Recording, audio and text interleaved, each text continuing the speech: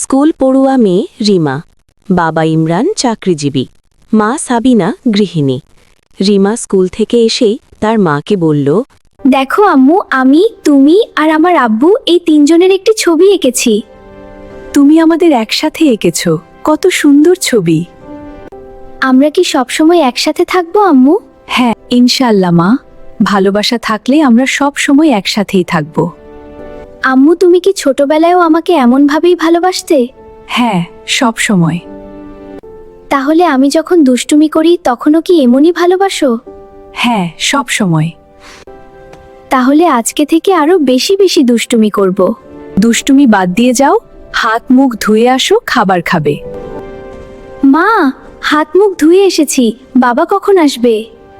হয়তো তোমার বাবা আজকে অনেক তাড়াতাড়ি চলে আসবেন।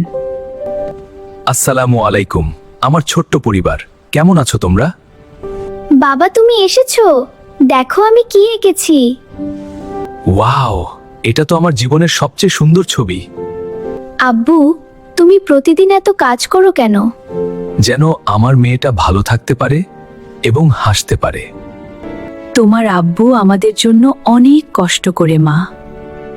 তাহলে আমি বড় হয়ে তোমাদেরকে সাহায্য করব। তুমি শুধু ভালো মানুষ হলেই আমরা অনেক খুশি। ভালো মানুষ মানে কি আব্বু? আমি তো জানি না, বলে দাও। ভালো মানুষ মানে সত্য বলা আর সবাইকে ভালোবাসা। তাহলে আমি বড় হয়ে ডাক্তার হব এবং সকল মানুষকে ভালোবাসবো, এতে কারো দুঃখ থাকবে না। আল্লাহ তোমার স্বপ্ন পূরণ করুন মা। আমরা কি তাহলে এখন একসাথে দোয়া করব? হ্যাঁ চলো মা, তাহলে আমরা সবাই একসাথে দোয়া করি। আল্লাহ আমাদের পরিবারকে সব সময় সুখে রাখো। আমিন আমিন আমিন ইয়া রব্বাল আলামিন। আমিন। আমাদের পরিবারটাই আমাদের সবচেয়ে প্রিয় গল্প। হ্যাঁ, খুব সুন্দর গল্প। আমরা সবসময় একসাথে থাকবো।